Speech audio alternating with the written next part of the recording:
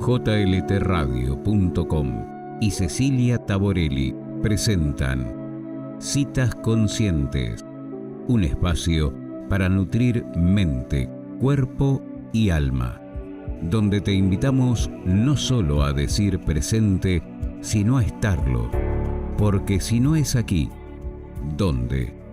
Y si no es ahora, ¿cuándo? Citas Conscientes con Cecilia Taborelli, un espacio de reflexión y armonía. Buenas tardes, buenas noches, buenos días, muy buen instante presente. Te doy la bienvenida como siempre con los brazos abiertos y hoy un corazón absolutamente revolucionado. Porque estoy con una persona que ni siquiera pienso presentar. O sea, esta cita es así, desmantelada, loca, salvaje y cruda. Sergi Torres. Hola, este aplauso es para ti. Hoy vamos a hacer como en la vida misma cuando nos damos permiso a simplemente ser lo que surja. Le contaba a Sergi antes de ver el botoncito, la lucecita verde en la cámara, que me estoy animando en esta cita, como lo hice en la pasada cita con Valentino Lanús, a explorar esto de la no planificación. Y siendo una persona que durante la mayor parte de su vida basó su forma de vivir en cierta estructura que de alguna manera pensaba me garantizaba cierto éxito, el hoy poder estar frente a una cámara y hablar desde esta completa libertad, locura, inseguridad, miedos, y seguir aquí y tener frente a un Sergi Torres, la verdad es que me emociona muchísimo. Te dije, no tengo idea de lo que vamos a hablar.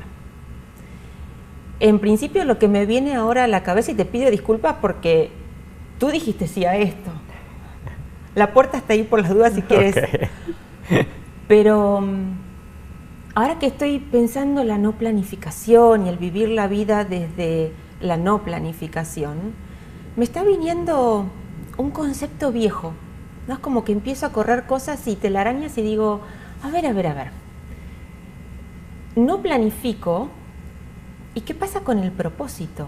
¿Cuál es el propósito de este encuentro? Oh, buenísimo. ¿Cuál es el propósito de esta cita? No, momento, no lo planifiqué. Lo que quiere decir es que esto va a ser un desperdicio, un mal uso de mi tiempo y probablemente lo que es peor, me dice mi mente, del tiempo de Sergi Torres y de toda la gente que nos está mirando.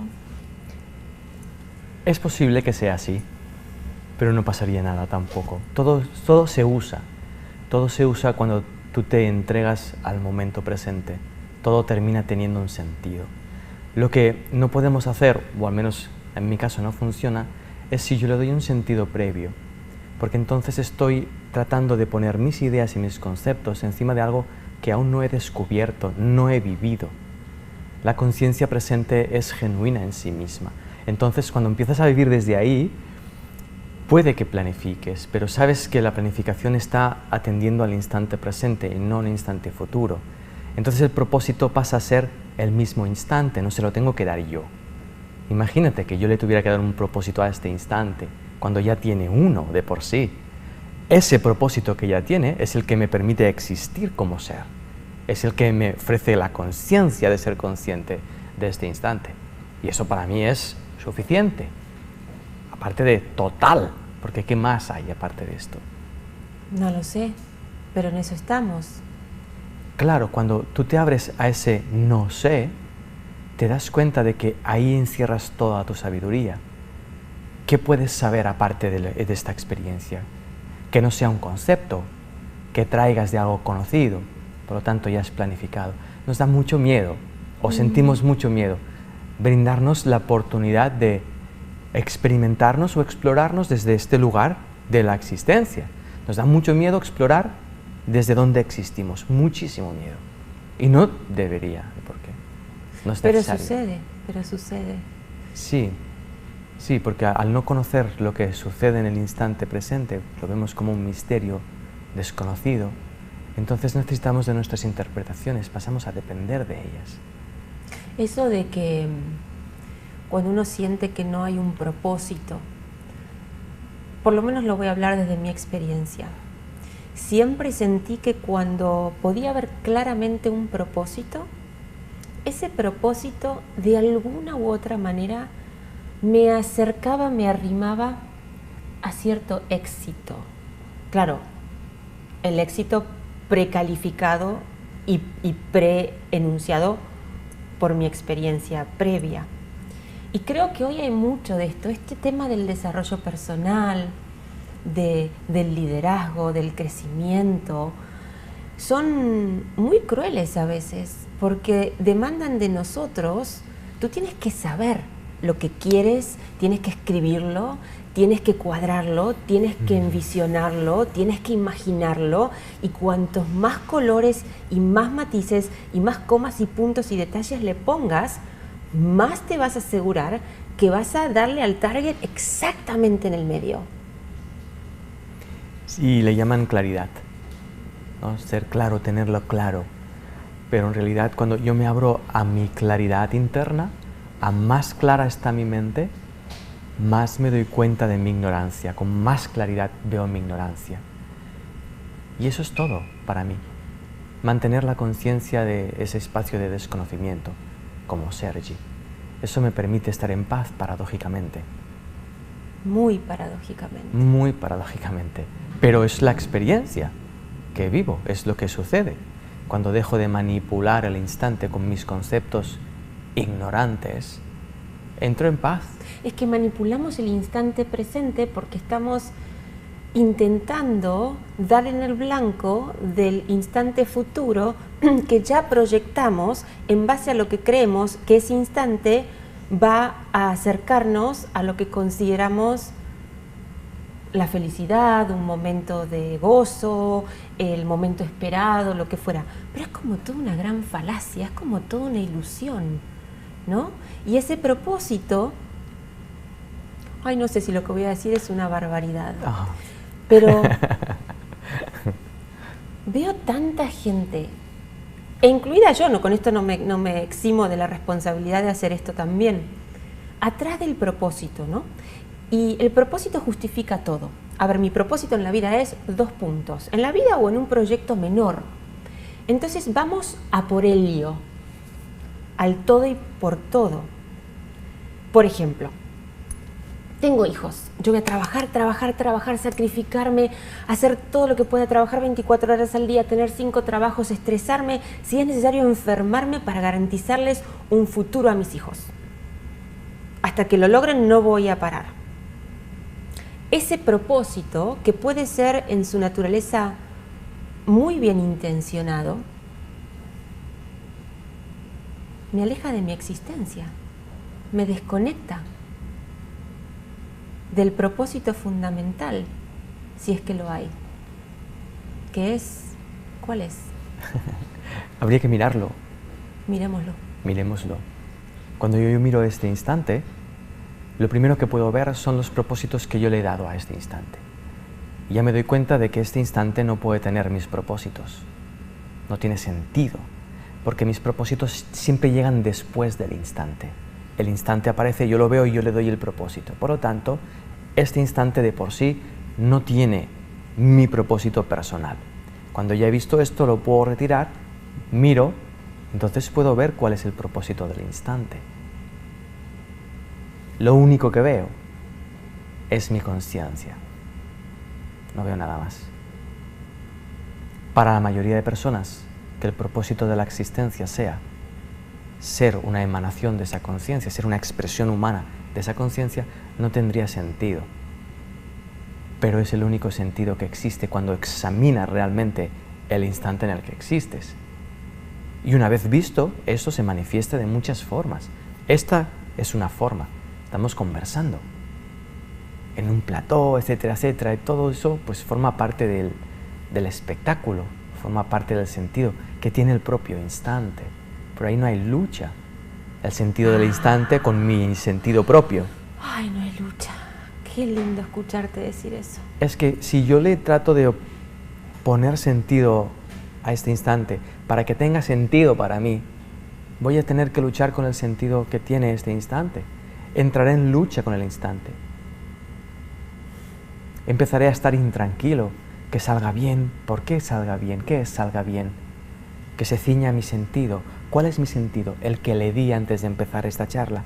¿Dónde está el sentido entonces? Atrás. ¿A dónde me lo llevo? Adelante. No tiene sentido. Duele. Parte la mente. La desenfoca. No sé si alguna vez has visto que cuando pierdes el enfoque se ve doble. Una cosa simple se ve doble. Nuestra existencia, que es simple, singular, se ve doble. Yo veo doble mucho. A diario, de verdad, cuando a veces me relaciono con mis hijos o me relaciono con una situación de sufrimiento, veo doble, siento doble, cosa que hace muchos años no tenía la capacidad. El doble significa, me veo en la batalla, me veo en la lucha, pero también veo la posibilidad de claudicar, de deponer las armas. Al menos veo la posibilidad. A veces la tomo, a veces no. No es más importante una decisión que la otra. Porque al fin y al cabo, decidas lo que decidas, siempre va a suceder la misma cosa. Este instante, provisto de su propio propósito. Nuestras decisiones lo que hacen es o unirnos a ello o distraernos de ello. Pero nuestra distracción no interfiere en lo que sucede. Nuestras decisiones nunca interfirieron en nada. Seguimos siendo igual de libres y de felices a pesar de haber decidido tantas veces lo contrario. ¿Yo puedo estar luchando y ser libre y feliz? Sin duda. Por eso luchas, porque eres libre de luchar. Si no, no podrías luchar. Cuando uno se da cuenta de eso, claro, termina decidiendo no luchar en el uso de su libertad. Pero la mayoría de personas que luchan con la vida, contra la vida y por la vida, no se dan cuenta de que son esclavos de esa lucha, cuando en realidad son libres de esa lucha. Deciden luchar en lugar de otra opción. Es una elección. Es una elección. Muy pocas personas, muy pocas se dan cuenta de que lo que viven y experimentan es el efecto de una decisión que están tomando sin darse cuenta. Mira, ayer volví a casa muy enojada porque tuve una situación con una persona que me hizo sentir no respetada. Y estaba tan enojada, pero no estaba enojada con esa persona o con la situación. Estaba enojada conmigo misma, porque esto de ver doble era tan evidente que la elección de poder salir de ese lugar estaba aquí. Y dice, vamos Cecilia, vamos, suéltalo, ya, pasó, listo, da vuelta a la página a otra cosa. Aquí la tenía la decisión. Y no podía. Y no podía salir de ese estado de irritación interna. Hasta que en un momento dije, momento. Lo bueno de esta situación es que veo doble. Hace muchos años no hubiera visto doble. Lo único que hubiera visto es a otra persona haciéndome daño y yo justificando mi ira porque fue el otro el culpable de haber activado en mí esa sensación. Y eso fue como que, ok, vas bien, ves doble. Y así todo no podía salirme de ese estado de irritación y de malestar interno. Hasta que dije, ¿sabes qué? Vamos a meternos ahí. Y no fue hasta que me rendí a ese estado de angustia ya doble también, porque era la irritación que tenía, que ya traía por la situación, más la angustia que tenía de verme y no poderme rescatar de esa situación. Entonces digo, ay, esto es mucho más fácil de lo que parece. Sí, es así de simple. Es así de simple. ¿Te imaginas que cuando uno se sienta enojado, lo que debiera hacer es sentirse enojado? Es así de simple. Pero... Y alguien te va a decir, no, porque mira que si tú me ves a mí enojada, madre mía, que tú no me quieres ver enojada a mí, porque pasa eso, de verdad. Sí, pero es claro, es nuestra imagen psicológica que hemos creado, que no debe de enojarse, que no debe no sé qué, que debe sentir no sé cuánto, pero es una imagen mental, no tiene ningún fundamento. La experiencia presente, lo que sucede a tiempo real, es lo que tiene fundamento en sí mismo, y lo negamos constantemente, de forma muy extraña. De hecho, experiencias que de gran transformación las he vivido a través de enojos, porque hay muchísima energía puesta allí. Muchísima, hay mucho fuego y hay mucha transformación ahí. Cuando asumes esa ira, tiene la capacidad de desmantelar, tiene la capacidad de fundir la estructura mental que genera esa misma angustia, ira, etc.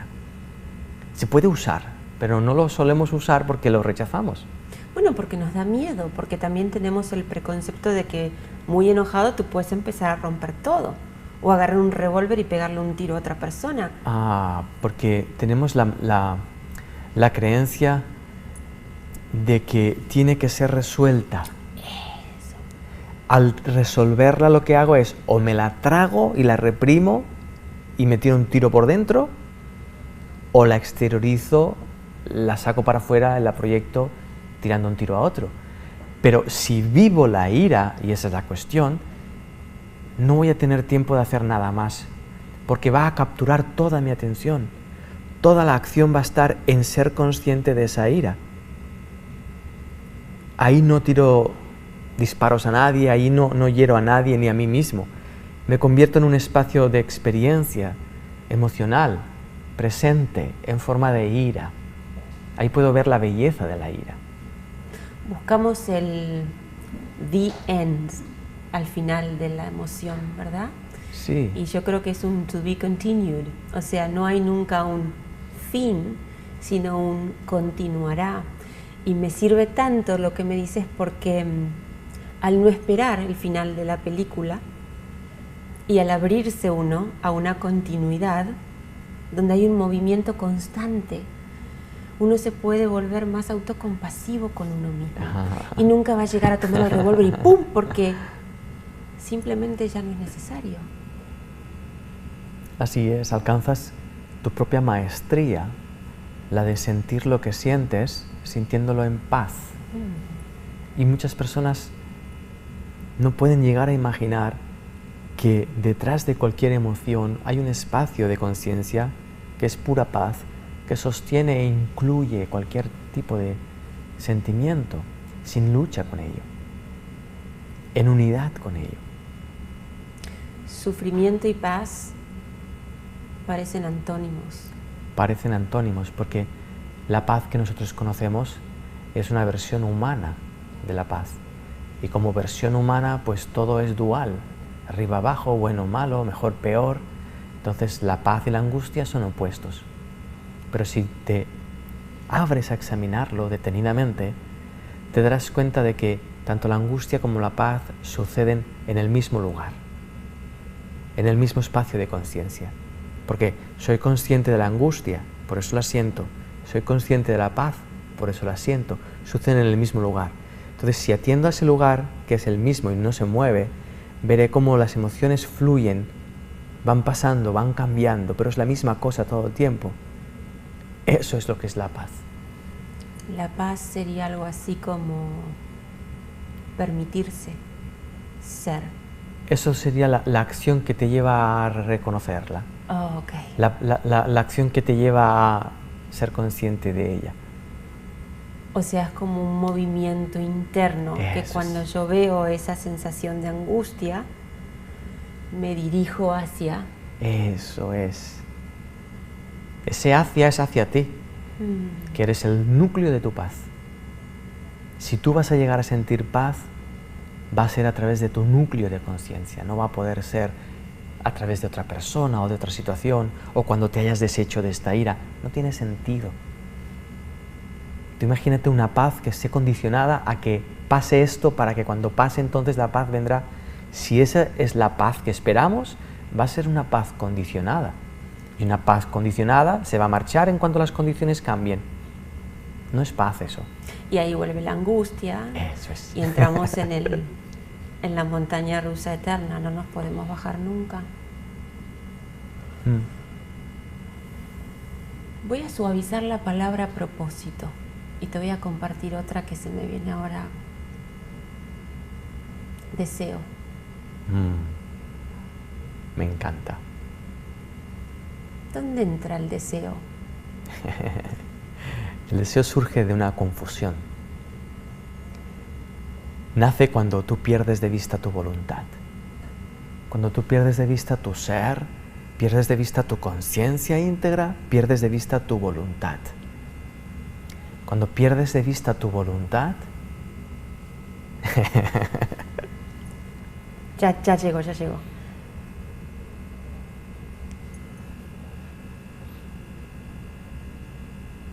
Wow. Si quieres, miramos la voluntad. A ver. ¿La miramos? Favor. Claro. Cuando yo miro este instante, que es el único en el que existo, el único en el que toda mi conciencia está depositada, me doy cuenta de que mi voluntad es esto. Estoy en mi voluntad. Lo que pienso, lo que digo, lo que siento, la existencia, el compartir, la extensión, es mi voluntad. El instante es mi voluntad. Cuando pierdo de vista mi voluntad, paso a desear. ¿Por qué? Porque cuando pierdo de vista que esto es mi voluntad, empiezo a juzgarlo como algo ajeno, como algo que yo no he querido. Entonces empiezo a proyectar deseos. Uy, querría, faltan un poco más de plantas. Oye, el verde es el color que menos me gusta. Y si hubiera sido... si empiezo a desear. Ese deseo nunca apunta al presente, siempre apunta al futuro.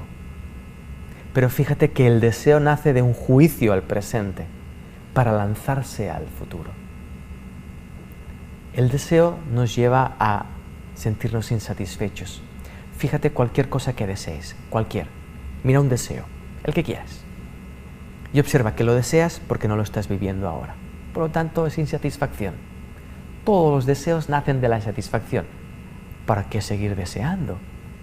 Porque cada vez que desee, lo que voy a hacer va a ser como expresar esto, el esclavo, voy a ser el que va a ser guiado por una falta de satisfacción. ¿Dónde me va a llevar el deseo? A la falta de satisfacción. Al menos a poner el foco ahí, seguro. Cuando yo consiga aquello, si es que lo consigo, voy a ver que no sacia mi satisfacción. ¿Por qué? Porque yo construí mi deseo de aquello en base a mi insatisfacción. Ay, Dios mío, mira lo que se me viene ahora, ¿no? Uy, tengo los circuitos neuronales en llamas. O sea, está como... Fíjate cuando uno habla de un voluntario. ¿Un voluntario quién es? El que hace servicio de voluntariado lo hace a voluntad. Aparentemente. De entrada. Nunca voy a ganar contigo. No. Ok. Digo, lo que se me presentó es el voluntario elige a voluntad y se supone, aparentemente, sin necesidad de ninguna retribución, sin ninguna expectativa, sin querer una retribución económica a cambio, sin querer recibir nada de a quien le está aportando. Entonces, ese espaciecito de voluntario parecería que lo restringimos al que yo soy voluntario, entonces yo soy puro corazón y me entrego a la experiencia y soy incapaz de juzgar a quien estoy sirviendo y soy incapaz de juzgar si voy a una casa ajena a dar servicio. Jamás se me cruzaría decir, mira qué feo el cuadro, qué pequeña la casa. Uno se pone voluntario, acepto todo, soy puro amor. Listo, me saqué el sombrero de voluntario y empiezo a mirar en mi vida todo aquello que no tiene, pero que deseo. Ya me alejé de la voluntad. No sé si queda claro, o sea, sí. Me toca muy íntimamente porque el tema del voluntario, que tiene que ver con la voluntad sin una expectativa de nada a cambio, es algo que la mayoría de los voluntarios tienen un ejercicio, un fitness desarrollado. No sé en su vida más allá del papel del voluntario, pero esto me ayuda mucho a mí a poder estirar ese papel, ese sombrero, hacerlo más grande y tratar de aplicarlo a la vida misma, porque parecería que nunca estamos satisfechos y, como tú dices, no, pero no es por mi voluntad, es porque esto tocó, porque él, porque aquella, porque aquel. Claro, así es. De hecho, puede ser que algunos voluntarios hagan de voluntarios para llenar el vacío en sus vidas, lo cual indica que no son voluntarios para su propia vida. Todos somos voluntarios, nos hemos prestado voluntarios para ser lo que somos, nos hemos ofrecido para vivir lo que estamos viviendo. Es muy obvio, pero no se suele ver y eso es extraño. Pero cuando tú te postulas para un servicio de voluntariado, es muy difícil que alguien diga, ah, no, yo a este niño no lo voy a asistir porque tiene pestañas largas. Claro. Y a esta niña tampoco porque tiene el pelo más claro de lo que a mí.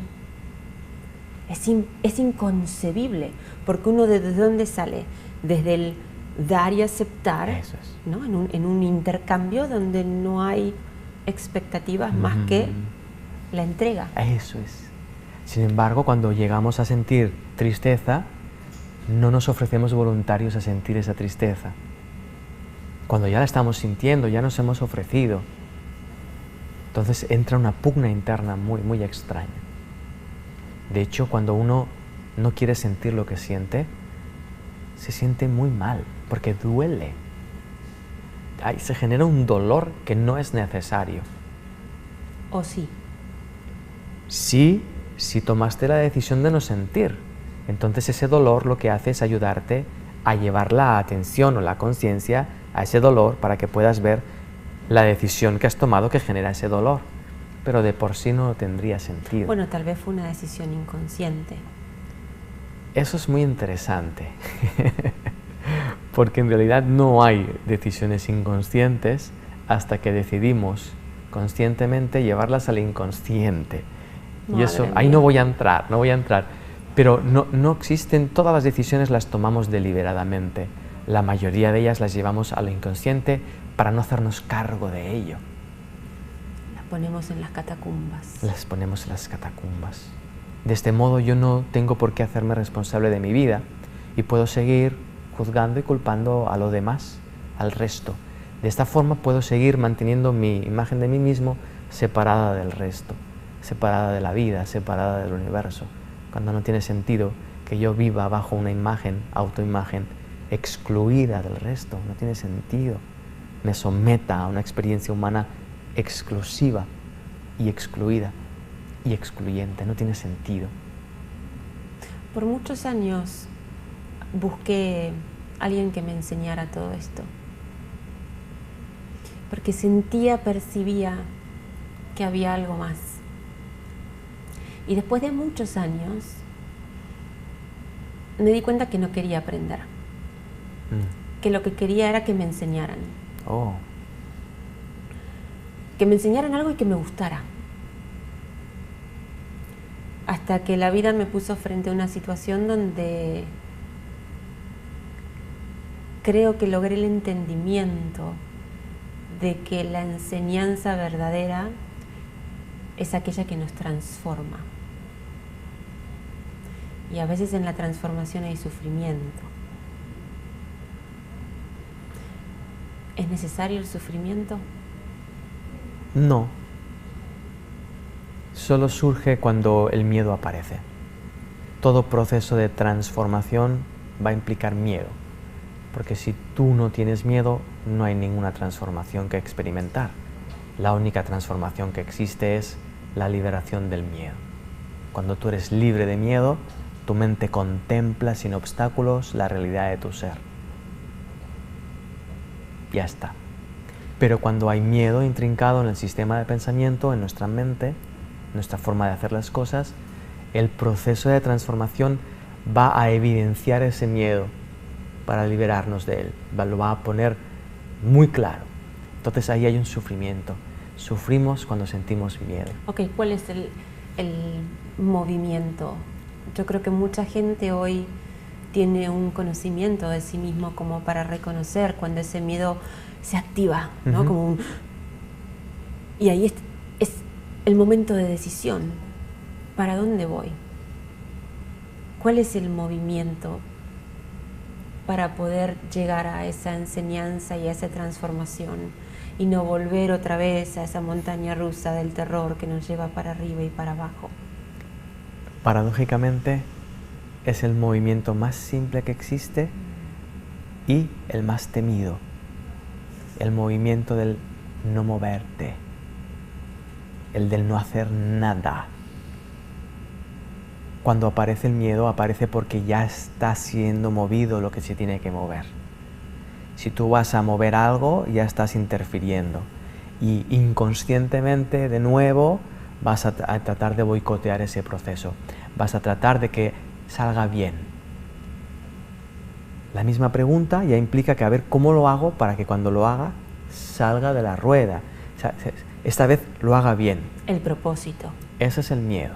El propósito que me asegura el éxito. Eso es, que sienta miedo para que cuando lo sienta ya aprenda a sentirlo y ya no siente más. Ajá. Eso es. Eso Bien, es terminó. Eso es un miedo al miedo. Es una reconstrucción espiritual pseudoconsciente de la cosa, por llamarlo de alguna manera. Pero al final es mucho más simple. ¿Sientes miedo? Ya está, ese es el movimiento. Siente eso y ahí verás. Verás el miedo que sientes al miedo, cosa que es sorprendente. Verás el proceso psicológico que usamos para defendernos del miedo, cosa que es sorprendente porque protegerlo significa mantenerlo, etcétera, etcétera, etcétera. Cuando no te mueves, ves. Y al ver, conoces. Al conocer, es eres como libre. que tú me dijeras, mira, se inició un fuego, te vas a quemar. Yo veo el fuego y veo las llamas cada vez más cerca. Y Sergi, tú me estás diciendo, no te muevas. Y yo te voy a decir, me voy a quemar. Sergi, el incendio está aquí. Me voy a quemar, me voy a morir. Y tú me dices, tú tranquila, no te muevas. Sí, la propuesta es, nunca te has detenido suficiente como para tocar el fuego. No sabes si te vas a quemar. Deja que llegue al menos hasta aquí para tocarlo. Si te quemas, te vas. Lo curioso es que cuando lo tocas te das cuenta de que no quema. Ves lo que realmente es el miedo. Te das cuenta de que el miedo no es miedo. A ver si puedo expresar esto. Todas las emociones, sentimientos, sensaciones que nosotros hemos llamado, de alguna manera, no son lo que hemos llamado de ellas. A ver si lo puedo expresar. Cuando yo le llamo miedo, eso es un acuerdo mental.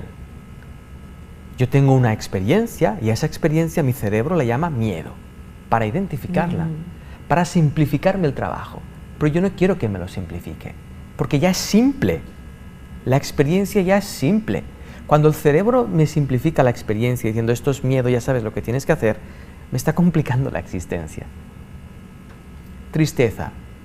Cuando yo digo me estoy sintiendo triste, ya ni me abro a sentirla, porque ya sé que es tristeza. Pero si me abro a sentir lo que estoy sintiendo, veré los matices de la sensación que estoy sintiendo. Veré qué ocurre en mi cuerpo cuando estoy sintiendo esa sensación. Veré lo que es realmente la tristeza. Y veré que no es triste. Eso es muy loco para muchas personas. Por eso invito a que se atrevan a experimentarlo. Y el miedo, cuando lo experimentas sin etiquetarlo, empiezas a darte cuenta cómo el cuerpo se contrae.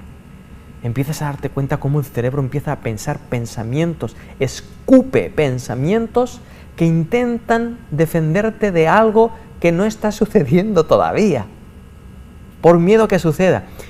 Cuando respondemos a esos pensamientos, terminamos haciendo que ocurra aquello que nos daba miedo que ocurriera. Sí, es muy loco, pero verlo nos libera. Es impresionante. Entonces, a lo que llamamos miedo al final, Llamamos miedo y parece que lo que tú sientes cuando sientes miedo es lo que yo siento cuando siento miedo, y no tiene por qué ser así. Así nos enseñaron y así enseñamos. Hijo, no vas a tocar ahí porque te vas a quemar. Sí. Hija, no vayas a hacer eso porque... Eso es. Eso no responde al miedo de nuestro hijo, responde a nuestro miedo psicológico. Y alguien nos está escuchando y te dice, ah, claro, entonces el chico va a agarrar un cuchillo, se va a hacer así, yo le voy a decir, no, hijo, tranquilo, clávatelo. Claro, no, eso es lo que el miedo dice.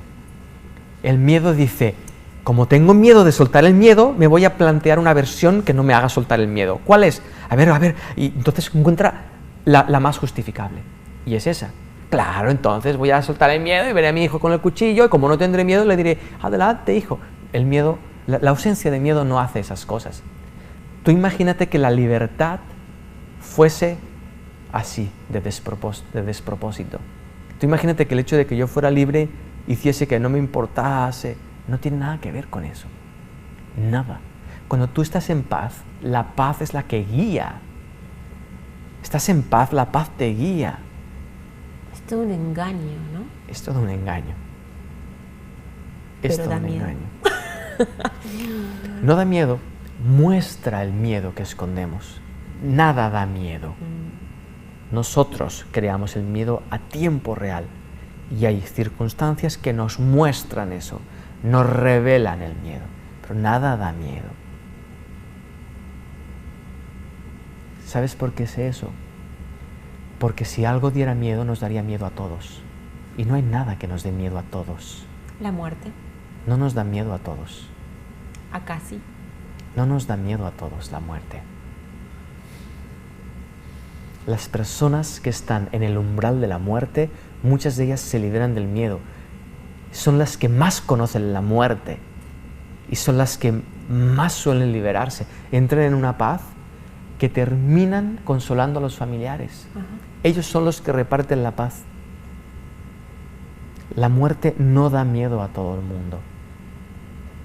Da miedo a aquellos que aún no la han examinado con detenimiento. ¿Cómo examinas la muerte? Viendo este instante. Desmantelado. Este instante es el único que contiene vida, es el único. No hay otro instante. Ya está. Esa es la muerte. La muerte psicológica que el ser humano teme es que no haya otro instante. Mira este instante, míralo profundamente.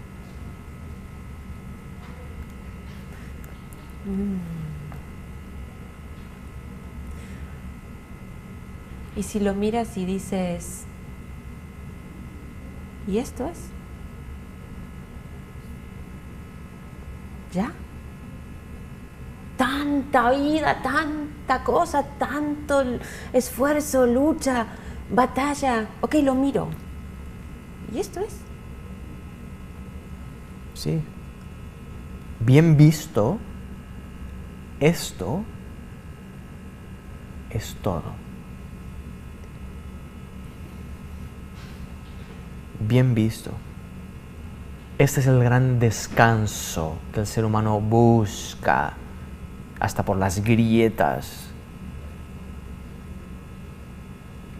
Ese es lo que tanto miedo nos da en realidad. Cuando, fíjate,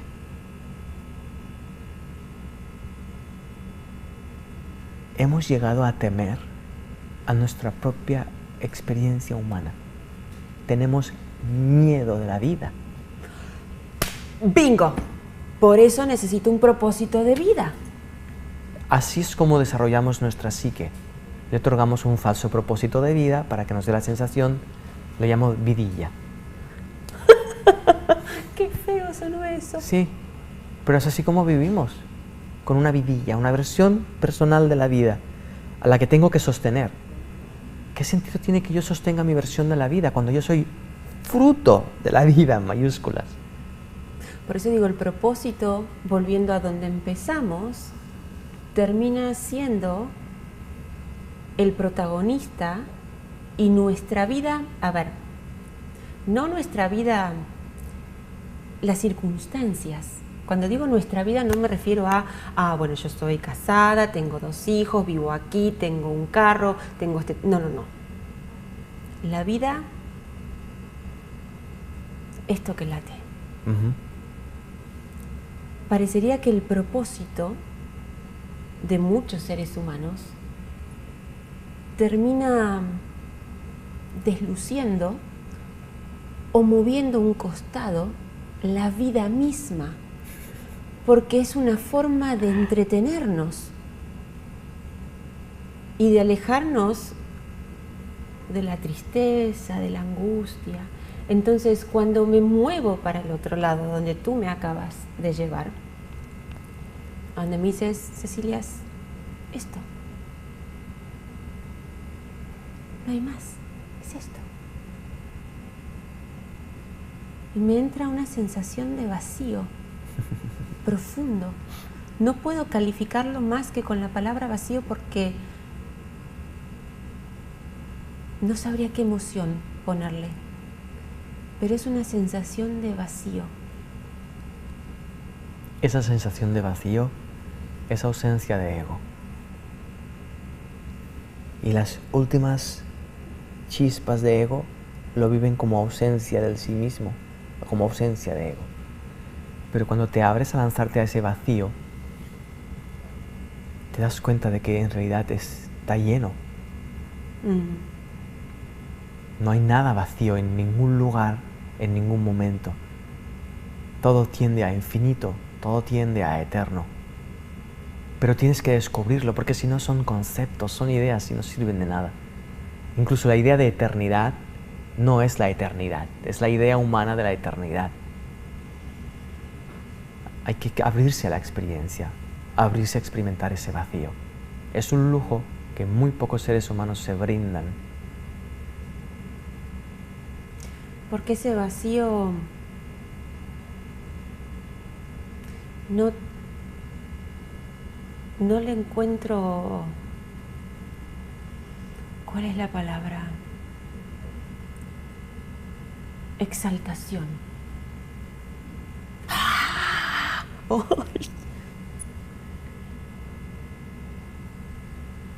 Es vacío.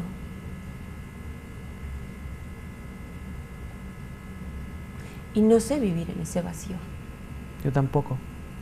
¿Cómo podría aprender?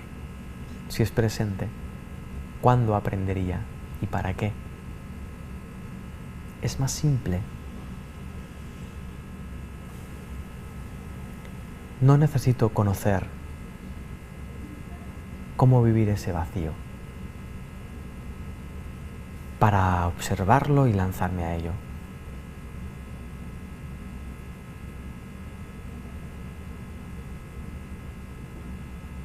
Es más simple, es mucho más simple. De nuevo, la imagen del niño aprendiendo a ir a bicicleta. Ay, Dios mío, te lo iba a decir yo ahora. Imagínate, ¿no? El niño mirando la bicicleta pensando que cuando aprenda a ir en bicicleta, entonces se va a montar. Para montarse bien.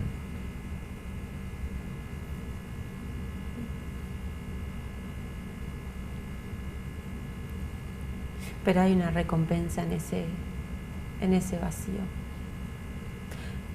Me hago cargo 100% de lo que estoy diciendo. Y es 100% desde mi experiencia personal. Creo que es eso que hablábamos de la paz. Ese vacío es... Y claro, mi cerebro enseguida me dice, bueno, ahí está entonces, ya encontraste el camino, ya tienes la fórmula, ya sabes cómo ir, cómo hacer, cómo te llevas, cómo llegar. Perpetúalo en el tiempo ahora. Eso. Paténtalo fírmalo, en tu sácale mente. una foto, sube un Reprodúcelo. selfie, ponlo en Facebook, Instagram, para que todo el mundo sepa que lo has encontrado y no te vayas a olvidar cómo llegaste ahí. Sabemos que nos sirve. Una fotografía de una situación, sabemos que no es la situación. Creemos que sí. ¿Te acuerdas de eso? No, no es. De nuevo es el presente. De hecho, mi hijo siempre me recuerda eso. A veces le digo, cuando sacamos una foto, ya mamá, vivilo. Ya lo tienes. Y me da una bronca, porque yo lo quiero capturar, lo quiero Claro. encapsular, lo quiero... Lo ¿no? llaman hacerlo mío, Ajá. poseerlo. Perpetuarlo. ¿Sabes que ese vacío que sientes ahí es el que sienten todos los seres humanos? No es tuyo. Y la plenitud que hay justo ahí detrás tampoco te pertenece. La representamos todos. Y cuando tú la representas en nombre de todos los seres que existen. Y todos los seres se representan porque hay una unicidad. No hay una fragmentación. Nosotros hemos fragmentado la experiencia de la conciencia, ubicándonos en cuerpos y haciendo una personalidad de ello. Pero fíjate que para hacer una contraposición a lo que me estás compartiendo ahora, tú me dices, este vacío no es mío, también está en ti. Y yo lo veo en ti, como lo veo en otras personas. Y como también veo total y plena abundancia. Y cuando veo a otro ser humano y puedo conectar con esa abundancia, me doy cuenta que esa abundancia también es mía. Y es como, ¡wow! Porque es el fin del deseo. Si está todo aquí. Si lo que veo en ti es mío y lo que tú ves en mí es tuyo y todos somos eso, ¿qué lugar tiene entonces el deseo, el propósito, la planificación? Todo esto se pone en su lugar. Pasan a ser herramientas secundarias de la expresión del ser humano. No pasan a ser el fin. Pasan a otro lugar.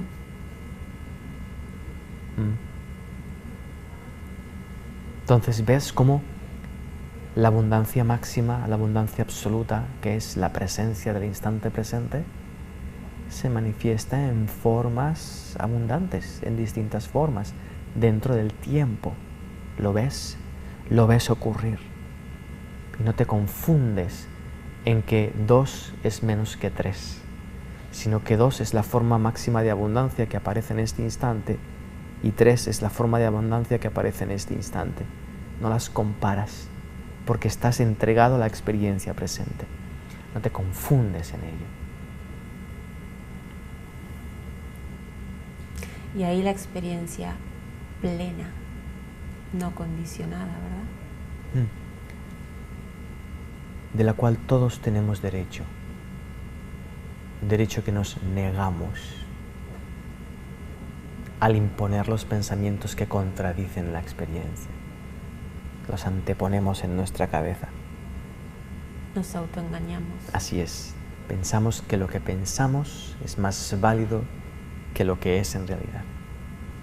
Que mi interpretación de ti es más valiosa de lo que tú eres en realidad. Eso es muy extraño. No tiene sentido. Pones la visión doble, que nos abre una oportunidad. Al fin y al cabo, ver doble no es tan malo, entonces.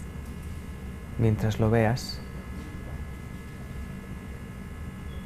y mientras elija.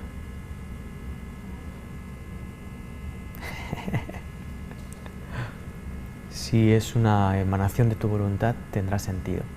Si la elección surge de tu deseo, no vas a estar eligiendo nada en realidad. Pero eso lo vas a ver también en tu experiencia. Lo vas a ver. No tiene sentido que se quede en una idea. Lo puedes ver, lo puedes experimentar. Una de los efectos colaterales, de vuelta desde mi experiencia personal, de la sensación, de la experiencia de ese vacío, es una falta de experiencia. Ay, qué difícil es poner esto en palabras. A ver, puede ser súper feliz, sentir esa sensación de felicidad que te embarga, y puede ser preso de un sufrimiento profundo, profundo y pesado y oscuro. Experimentar ese vacío me aplacó esos dos extremos. No sé si tiene sentido. Es decir, no tengo ni el ni el. Me permitió vivir lo que es desde lo que es, y tal vez quitarle en el momento justo la etiqueta de ok, esto te lleva a lo que tú ya sabes que es la exaltación de la felicidad, aunque sea por unos segundos, o esto te lleva a lo que tú ya sabes que es el sufrimiento oscuro y pleno y tenebroso. Entonces es como, no se lo comparto porque por ahí a alguna otra persona le sucede lo mismo. Recuerdo haber hablado con una amiga que me dijo, tú sabes que me dio mucha tristeza descubrir que en el proceso perdí esos extremos emocionales, porque el fluir es como un navegar ya sin esperar, sin proyectar. Hoy mira, todo luce que vamos a llegar al puerto que me dijeron donde venden las frutas más, o mira que ahí está el iceberg con que se chocó el Titanic y se van a morir todos. Entonces vas como en aguas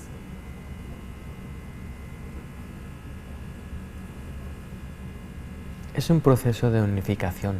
La mente se reunifica, se da conciencia, se da cuenta de que todo es la misma cosa.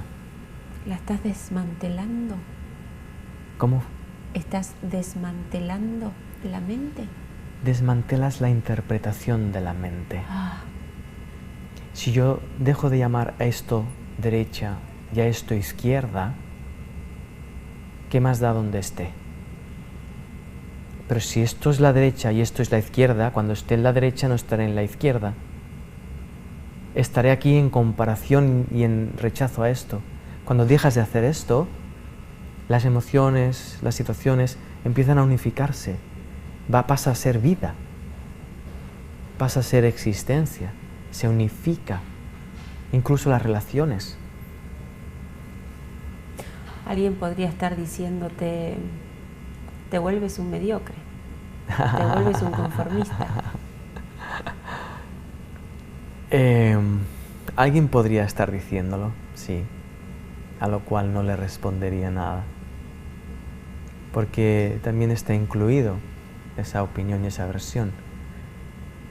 Esa persona viviría el efecto de lo que piensa. Viviría la mediocridad. Aún sin saberlo, tal vez. Aún sin saberlo. Aún sin saberlo. Sí, no hay nada juzgable en realidad. Eso te saca de la mediocridad. Cada vez que juzgo algo, esa idea es mediocre de entrada, ya de entrada. Y por el hecho de creérmela, ya paso a experimentar yo también una experiencia mediocre.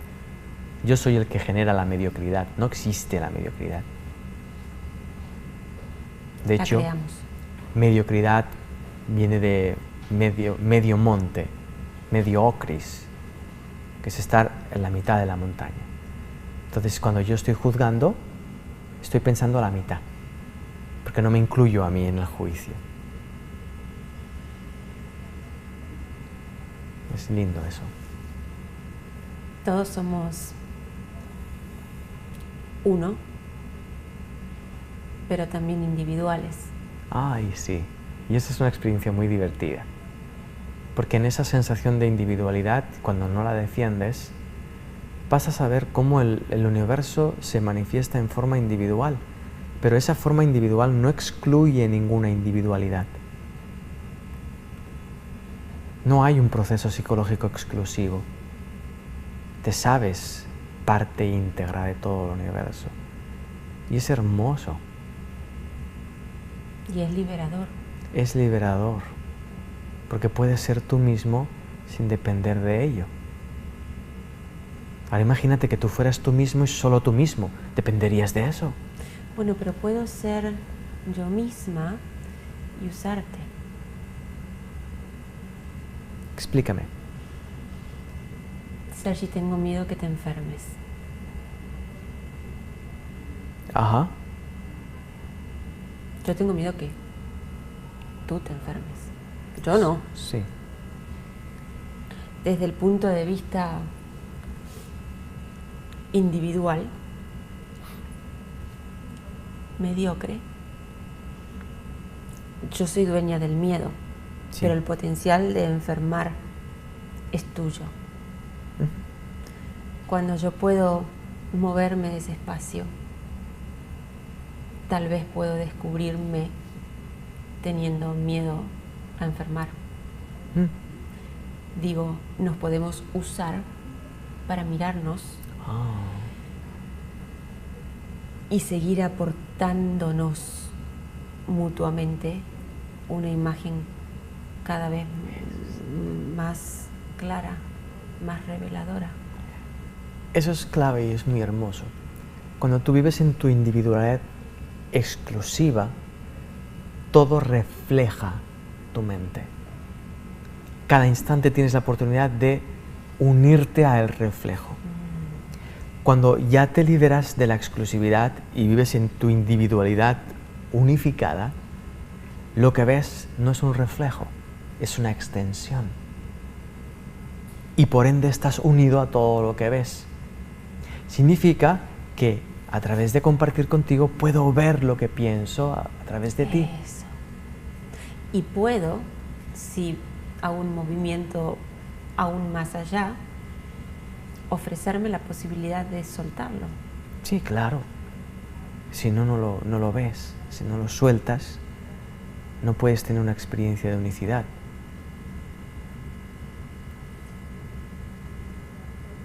Lo que ocurre en la proyección es que se ve para tomar la decisión de soltarlo.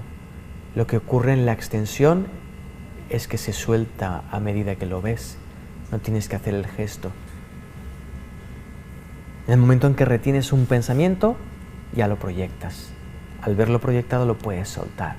Pero en la medida en la que tú ves la extensión de tu mente, estás viéndolo porque no estás reteniendo tus pensamientos, no los posees.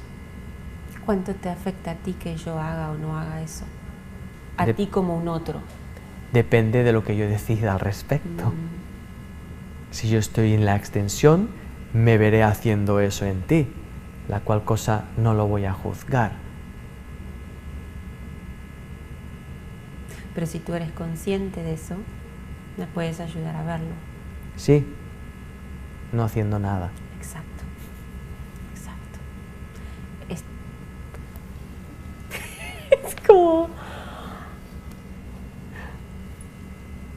¿Qué más? Recuerdo, me viene a la mente ahora, Madre Teresa de Calcuta, que en una entrevista le preguntaban, ¿pero cómo hace usted con su salud, a su edad, tantas horas, ayudando a tantas personas? Y ella decía, no haciendo nada. Usted vea que yo estoy allí haciendo cosas, pero yo no estoy haciendo absolutamente nada. Y era cierto.